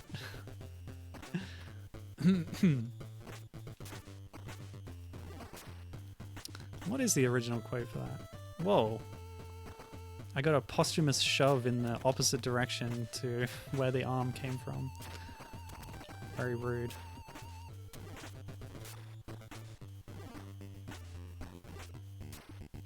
I like how a lot of the characters have like hats in this game, showing that it's 100 years later, fashion has evolved. Including my own headband.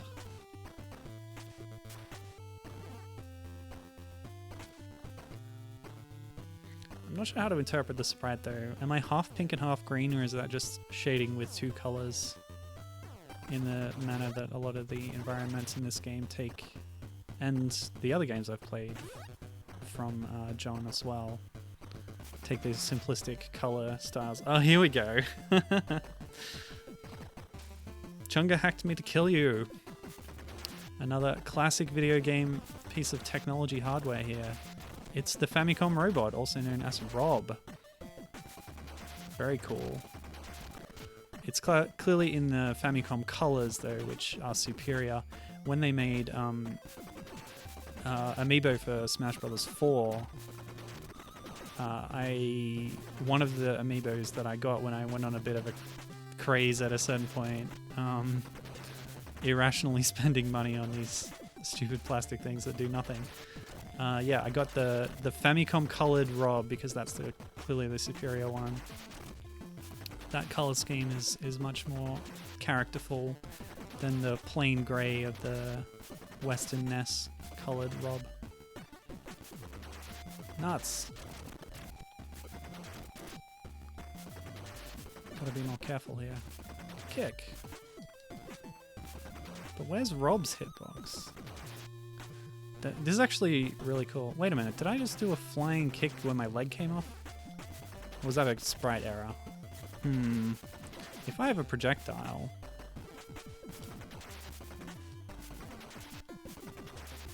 Oops. Anyway, yeah, nice to have another playable, or not a playable, sorry, but another appearance by Rob. You know, he shows up in like F-Zero GX, he's playable in Mario Kart DS, apart from his 2 original games, Stack Up and Gyromite, and the Smash Brothers games. It's literally Rob, like that's the implication here, which is cool to see. Just add it to the list of Rob appearances. Yeah, my leg definitely came off there, but I don't know if it's intentional. Sorry about all the rewinding. But like I said, I'm not very good at beat-em-ups, so I want to just get through the game. What's the time? Oh yeah, we're making good time. I might even have some time to return to Wart Worm Wingding, but I won't promise anything. Okay. Oh, it's an oldie Mackie. It says hello like the Macs say hello. What kind of Mac is that exactly? I don't know, but I think there's one upstairs. Okay, mission 4, Mule Factory.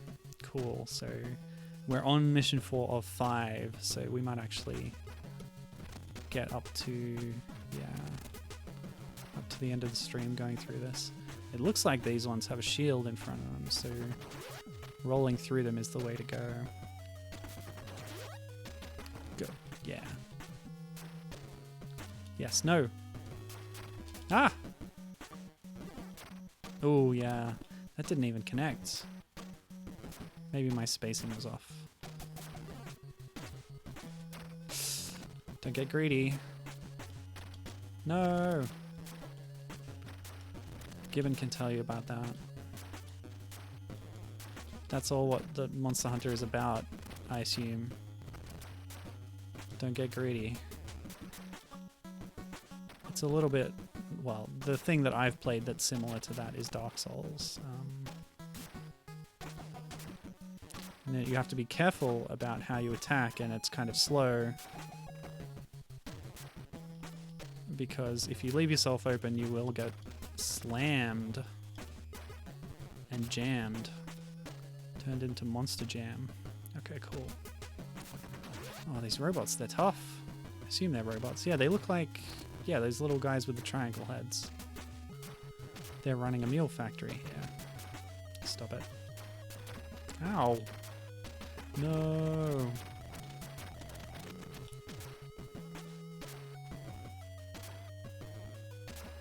Okay, I gotta time this better. There we go, and then kick. No. Ah. They're tough. And I'm down to 1 life. I don't know if that's 1 remaining or 0 is 1. If you see what I mean. Yeah, I can't do an attack from below. I think a jump kick does connect, but it's safer to roll through them and hit him from behind. Oh my gosh. They have so much health. No!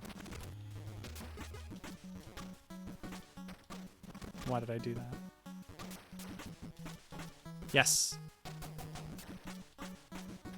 I don't think I was connecting there. Gotta watch those long legs. Ugh. No! No! Ugh. Anyway, yes, okay. Actually, I mentioned Battletoads earlier. I will be playing a Battletoads game in the near future. I've talked a few times about how I'm going to play rare games soon, and I am. If nothing else happens, which at this point, what could come up, but I will be starting my Rare Odyssey next week, and I've confirmed that the first thing on my chopping block does work on the computer, and all good to go, and that will be Project Spark, Conker's Big Reunion. A rare Conker game that is no longer playable, or no longer obtainable, I guess. Unless, I suppose it would be preloaded onto the discs, so if you get a Project Spark disc on Xbox One, you can play it, I guess, but more from that next week.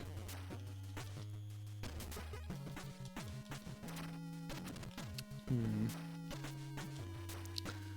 just thinking now, like, Wart Worm Wingding talked about its inspirations. Bubble Bobble and Dig Dug. And Lizard Bonanza talked about Gradius and Gradius and Parodius. But this one didn't list any direct inspirations, more the general genre of beat 'em ups. So I did mention Battletoads earlier, but I don't know. What do you think? Anyone who's more familiar with beat 'em ups, what does this style most remind you of? Because it's similar-ish to Battletoads. It's fairly simple.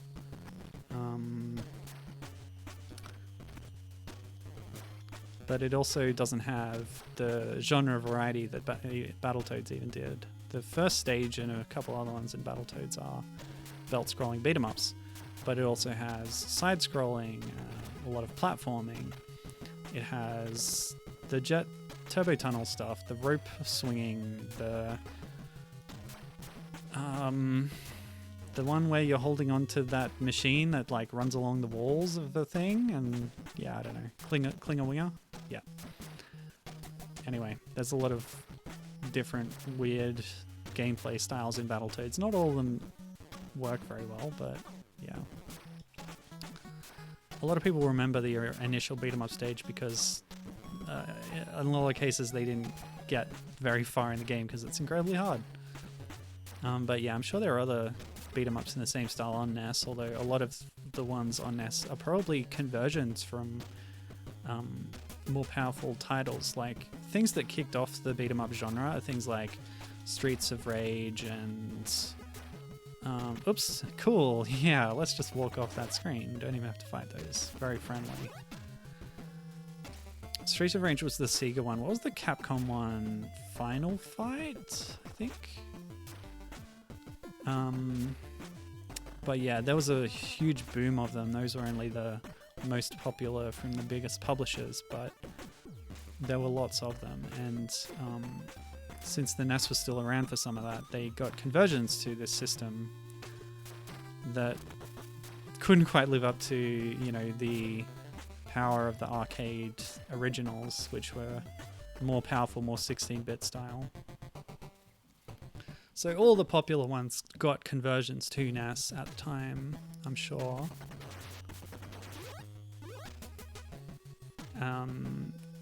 What's the one that Battletoads actually crossed over with Bimmy and Jimmy? Battletoads and Double Dragon, yes. So Double Dragon was a series by nope, don't remember.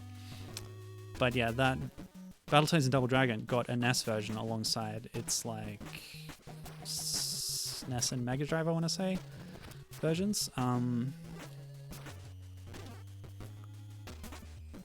And being more based on the Double Dragon format, that was a more straight beat 'em up with some platforming, compared to Battletoads itself, which has a huge amount of variety. What's my point there? Just rambling, I guess. What are some other NES beat 'em ups? Oh wow, I got the worm and the bat at the same time, but the bat overrode the worm. Shouldn't even be wasting the bat by breaking these boxes because I'm at full health thanks to my rewinding. Yes, sorry John. I'm not playing fair with your game design. I apologize for that, but I want to see all that the game has to show me. And I don't want to get caught up on just losing my lives. Getting stuck. Because that's no fun for anybody. It is, yeah, like I said, this game is simple mechanically, but as these more tough enemies come up, it is demanding some, like, mastery or precision over our actions, in that we have to avoid attacks, be mindful of the spacing, and with those ones get behind them to attack and that kind of thing. So that's cool stuff. That's doing more complex interactions and things with a simpler sort of control scheme and stuff, and the limitations of the platform, which is nice. And this guy has a bazooka, so let's just run past that. I have space madness, hee-haw! Oh no, another evil mule, though this one's really buff. And apparently it knows martial arts too. Okay, and it can transform its head into a satellite dish and shoot a beam at me. I don't know if this is a feature of mules. I assume since they're robotic and designed to be like this labor force taming the sort of wildness, the wilderness of these planets that the colonizers are coming to, then yeah, I assume they'd have to be adaptable and able to fulfill different functions. That would just make sense. But yeah, I didn't know they could transform their heads Battletoads style into different things like this. This is a cool concept, by the way. These mules that we've seen so far all the way along. We already saw one as a carnival barker, actually. A mad circus proprietor who attacked us a couple of times. And now there's one who's a strong man. Alright.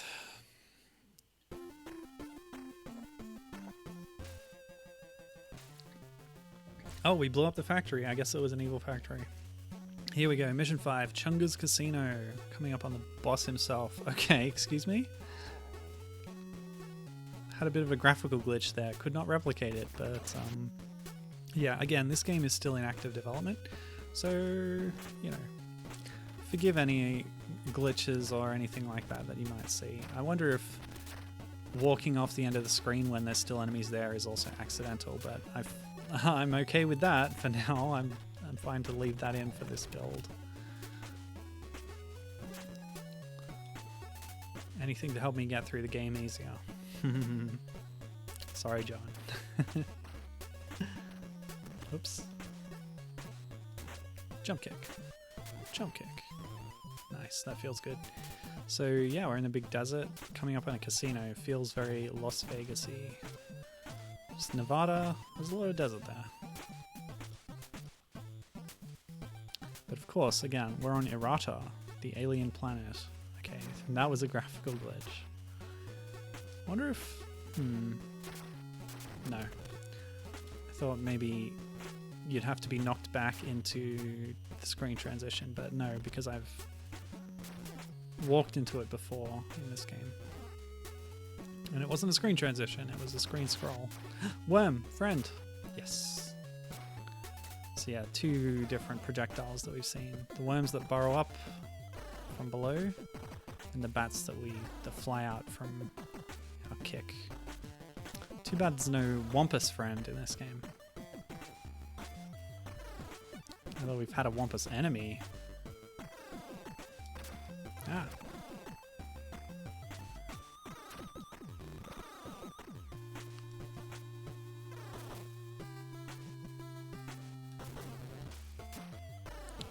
Yeah, again, I want to reiterate how interesting I find it that these games by John Vanderhoef are expanding on the world of Mule, but also responding to it thematically with all these games about essentially are about fighting back against people exploiting the environment. So very conservation viewpoint, and fighting back against colonization as well, which is the entire point of the original game. But this is kind of adding a bit of nuance to that setting where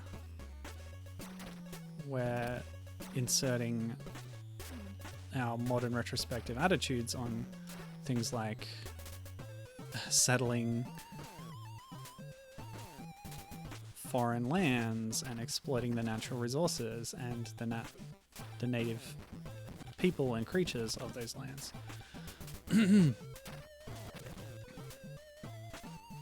So all of these games are like really not this one as much, but really kind of revenge fantasies from the point of view of the colonized peoples.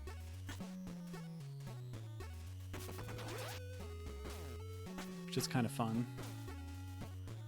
So I don't know why I'm on a ship now. Oh, it's this guy again. Okay. Getting some repeated boss fights with palette changes. This is a thing in beat 'em ups. Beat 'em ups do this sometimes. Bring an old enemy back with a new color. Say, hey, it's a new boss, same as the old boss.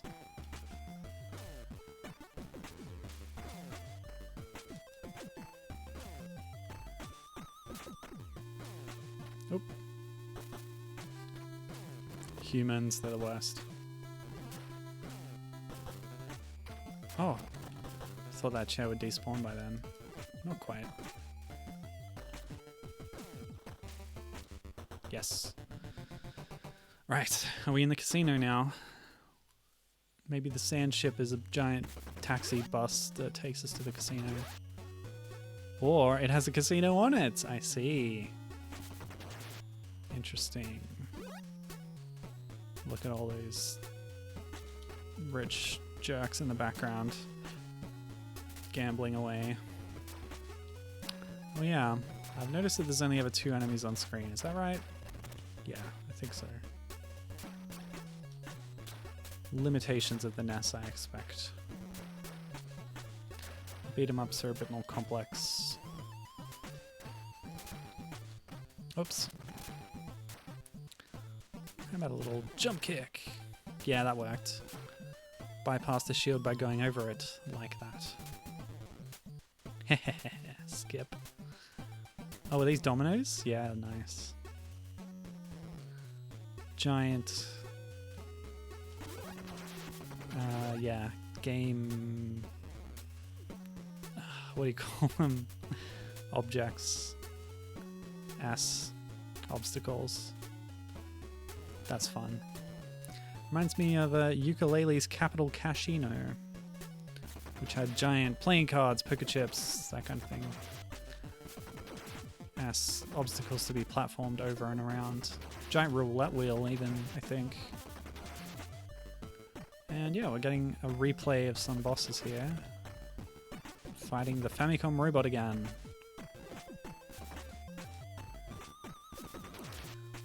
I remember when Arino Kacho did a segment on Game Center CX where he looked at old hardware. I just remember that the theme song for that was called "The Aces of Hardware Will Not Appear," or at least that's how they translated it. And they played I guess a classic pop song, which was the Ace of Hearts didn't appear or whatever, but they changed hearts to hard, which in Japanese hard means hardware. And soft is short for software. So it was the Ace of Hardware does not appear. Yeah, it's funny. It's funny, I promise. Anyway, when they were looking at the Famicom robot on the show, they had to buy like 3 or 4 of them because they kept breaking. They break really easily, apparently. Or at least they do if you put him in Arino's hands. Yeah, when you have the projectile active, you have no choice but to use it. Oh, here we go, actually. This is a classic thing in beat 'em ups, isn't it? The lift before the final boss. You get on a lift and some enemies drop onto it and you beat them up before you can continue. It's a classic way to sort of gate off the area of the screen in an organic or like in a way that is authentic to the setting, right? Does that make sense? What's the word I'm looking for here? What do you call it when the music is something that the characters are hearing versus when it's on the soundtrack that the audience is hearing?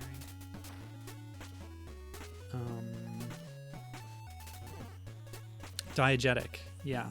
So I don't know if diegetic really applies to the setting of a lift, but in the sense that, like, sometimes in the beat 'em up, the screen gets locked off and you have to fight all the enemies that are there before it'll let you move on. In this case, there's like a real reason for that, instead of just, oh, you can't walk past here, even though in 30 seconds when you defeat everyone, you will be able to walk that way arbitrarily. In this case, yeah, it's like you're stuck on a lift, you gotta wait for it to continue anyway, so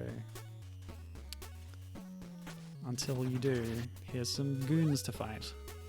But yeah, it's a classic beat 'em up thing, and it works as we're ascending this casino to get to the big chunga at the top. Oh boy, okay, watch it. Good, that works. No! I was careless. That works. This also works, as long as you don't stay too long. That's one down. No! Yes? No! Ooh, was I not lined up properly? I hope I have another life after this. At least there's these health pickups.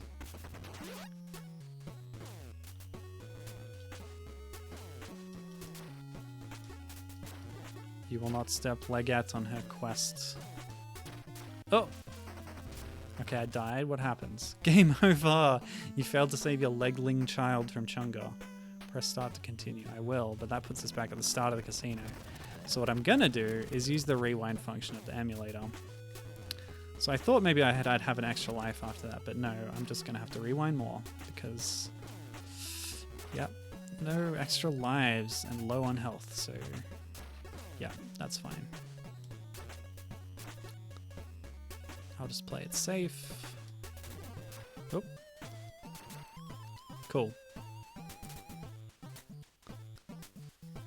Okay. That's my health going in, about halfway. Many spheroids lining the walls. Oh, more healths? Lovely. I'll take them, if I may. And a worm friend. Oh, not enough healths. There's one. Okay. Almost full. How generous. We're back to full, people. We're good to go.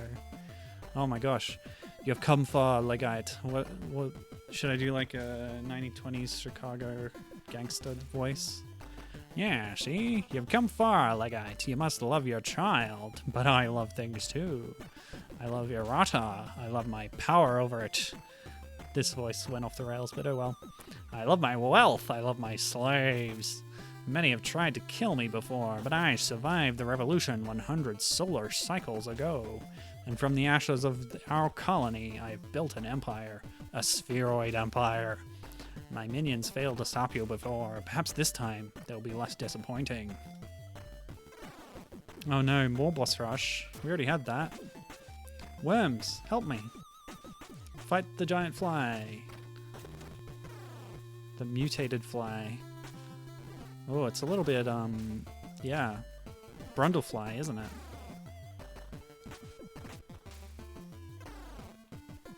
Oh, there's those icons again. We saw some of them as power-ups in Bat Lizard Bonanza. And yeah, we've seen them in other places too so far. The little sickle in the top left, which was the pickup in Wart Worm Wingding, I think might actually be like the silhouette of a conical flask, like an Erlenmeyer flask, if you look at it as like missing a bit on the left, but sort of the outline of it is a flask representing chemicals or science or something. Maybe that's it. Again, I'm sure this is all symbology from Mule, the original game, that represented different things and resources that you would deal in.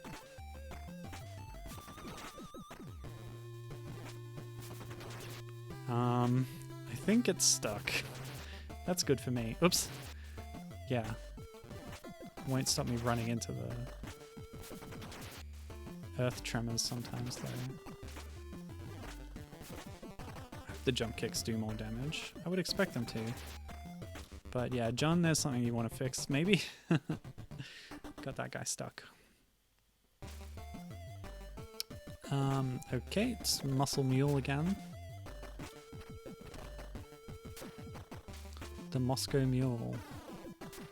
That's a cocktail. I don't know what's in it. I only know that from Dragon Ball Super, by the way. Where like all the god characters from other universes had names based on alcohol types or something. It was weird.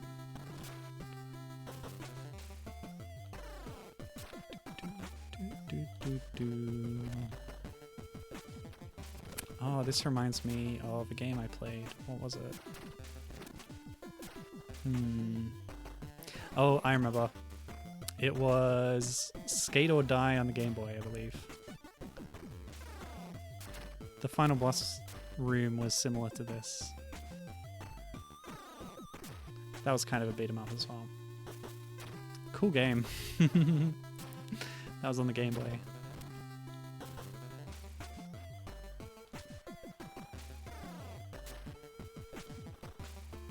I played it in a stream along with a couple of other skateboard platformers or skating platformers or something. Hey, okay.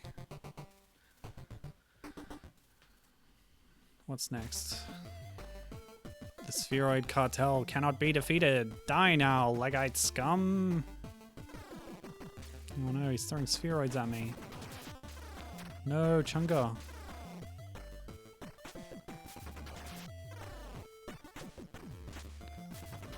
So if Chunga is a spheroid like the others, he seems to have developed limbs, whereas all the other spheroids are amorphous blobs. Not completely amorphous because they have heads and eyes and such. And they could deform their bodies to create fists to punch me with. This guy seems to have like permanent 6 legs or so.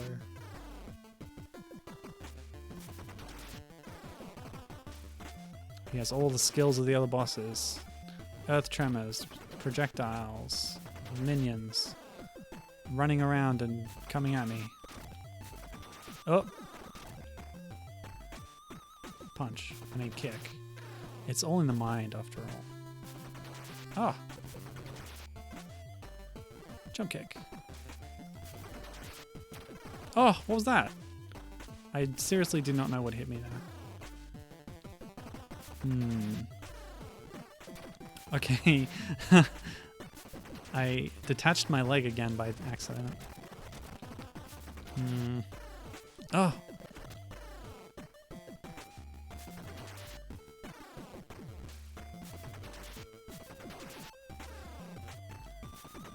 The jump kick works better when it's not at the very top of the screen.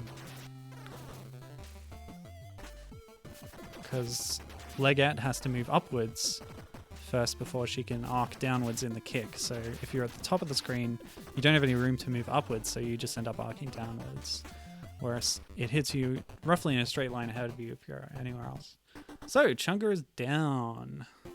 We've defeated the leader of the criminal cartel of spheroids and recovered our helpless child. Leggette saved the day. And possibly put an end to organized crime on Errata in the process. Also, the casino blew up for some reason. And the ending music is repeating. So let's skip ahead. Chunga's barge exploded and a new calm spread across the land. The scourge of colonialism crumbled 100 cycles ago, only for crime and corruption to fill the void. As sure as the dark that smothers the light of day. But Leggette had defeated at least this one entrenched evil. Her legling was safe, and Errata had a new chance to thrive. Leggette smiled to herself, as in the distance, a Wampus howled. Lovely. So that was Leggite Luta Livre, a game by John Vanderhoef. Music and SFX, Jordan Davis. Art, John Vanderhoef. Untied Games, Anokolisa, Celil the Shaper, East Ridge Technology, powered by Nestmaker. Special thanks Dave Jones, Clayton Lancaster, Cutter Cross, and the Nestmaker community. Press start to reset. So that wraps up the Muleniverse as it exists currently. As far as I know, well, who knows what John Vanderhoef's going to do next. This game is still in development. There's going to be a 2-player mode added.